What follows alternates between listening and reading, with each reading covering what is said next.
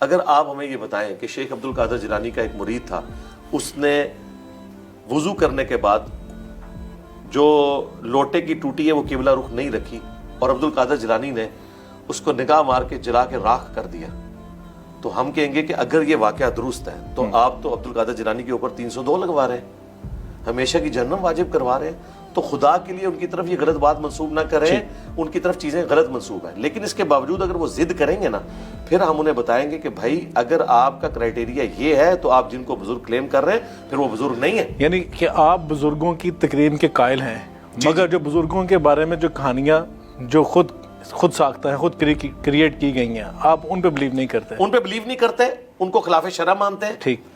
Plus جو ان کے custodian ہے نا، اس کے باوجود جب وہ ضد کرتے ہیں نا، پھر ہم ان کو کہتے ہیں کہ اگر لیکن آپ اولیاء کرام کی تکریم کے قائل ہیں. جی کیوں نہیں قائل؟ ٹھیک ہے، قائل. بالکل. باقی جو معاملہ ہے نا اولیاء کرام، یہ جو ولی ہونا ہے نا، یہ صحابہ اور اہل بیت کے بارے میں تو ڈیفینیٹ ہے.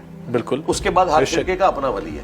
یہ قیامت الدین فیصلہ ہوگا. دیکھیں جی، کیا بریلویوں کے بڑے بزرگوں کو دیوبند نے اولیاء اللہ مان لیا، یا دیوبند کے بڑے بزرگوں کو بریلویوں نے مان لیا، اور اہل حدیث کو تو یہ انگریزوں کی پیداوار نہیں. لیکن تو یہ منوانا ضروری ہے دوسروں سے. نہیں، ہم نہیں منوا. میں کہہ رہا ہوں جو یہ کلیم کر رہے ہیں نا کہ اولیاء اللہ کی تعظیم کریں، جب وہ دوسرے فرقے کے اولیاء اللہ کو گمراہ سمجھتے ہیں، وہ کیسے کلیم کر سکتے ہیں کہ ہمارے اولیاء اللہ کی آپ عزت کریں؟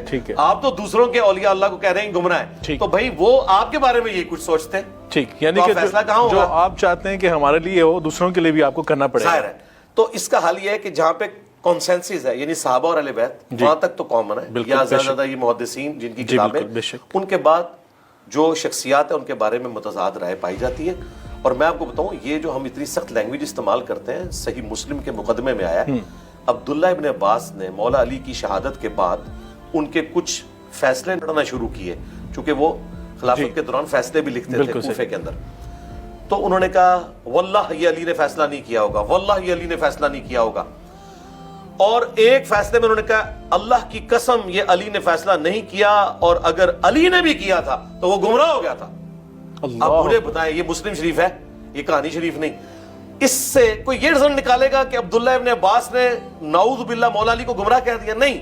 انہوں نے ان لوگوں کو کہا کہ تم لوگ حضرت علی کی آڑ میں خلاف شرع فیصلوں کو انڈورس کر رہے ہو کہ حضرت علی نے لکھوائے ہیں، حالانکہ تم نے ٹیمپر کیا ہے. تو میں یہ کہتا ہوں کہ اگر یہ علی نے بھی لکھوائے ہیں نا تو وہ گمراہ ہو گیا تھا. اللہ. حالانکہ حضرت علی کا ان کو دفاع کرنا چاہیے تھا. میرے نزدیک بہت بڑا ان کا سخت جملہ ہے. بالکل ٹھیک. اچھا، کیونکہ حضرت علی کے پیچھے قرآن و سنت کھڑے ہیں، اور یہ جن بابوں کو کلیم کر رہے ہیں ان کے پیچھے کوئی نہیں کھڑا. ہم ان کے بارے میں ڈائریکٹ بھی اگر بات کر دیں نا کہ اگر تم کہتے ہو کہ عبد القادر جیلانی نے مرید کو یوں جلا کے راکھ کیا، تو ہم کہیں گے عبد القادر جیلانی پھر ہمیشہ کے لیے جہنم میں جائیں گے قرآن کے تحت. تو بچا لو عبد القادر جیلانی کو اور کہو کہ انہوں نے ایسا نہیں کیا. تو جو اولیاء اللہ کی کرامات ہیں ان کے بارے میں کیا خیال ہے؟ اولیاء اللہ کی کرامات کوئی کر کے نہیں دکھا سکتا. ہاں، کرامت کا مطلب کیا ہے؟ پہلے تو ان کو کہیں اس لفظ کو ڈیفائن کریں. کرامت کا مطلب ہے اللہ تعالیٰ کسی کا اکرام فرمائے، اس کی عزت افزائی کرے. ٹھیک. کسی نے دعا کی، اللہ تعالیٰ نے قبول کر لی، کرامت ہوگی. بالکل ہو سکتی ہے، اس میں کوئی شک نہیں ہے. کرامت کا انکار کرنے والا گمراہ نہیں ہے، کافر ہے، لیکن وہ کرامت ثابت بھی ہونی چاہیے. دیکھیں، تخت بلقیس حضرت سلیمان علیہ السلام کا ایک درباری، وہ ان کا صحابی تھا یا کوئی فرشتہ تھا یا کوئی جن تھا، یا خود تھے، یا وہ خود تھے، یہ بھی ہے ایک رائے. یا اس وقت کوئی اور وقت کا پیغمبر تھا، کیونکہ اس میں آیا کہ اس کے پاس کتاب کا علم تھا. بالکل. وہ لے آیا. ٹھیک. اچھا، لے آیا.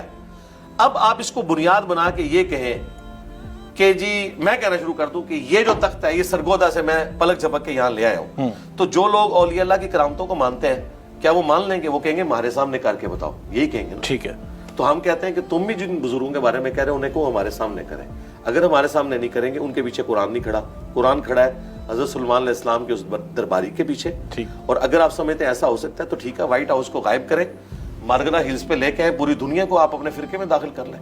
تو سر وہ تو دیکھیں، آپ اتنی بڑی زیادہ پاپولیشن کے اندر وہ دم بھی کرتے ہیں اور کیل بھی نکالتے ہیں اور آنکھوں سے وہ زنجیر بھی نکل آتی ہے، تو وہ تو بہت بڑی پبلک ہوتی ہے. تو آپ کے پڑوسی ملک انڈیا کے اندر اس سے زیادہ لوگ گولڈ کی چینز بھی نکال رہے ہیں.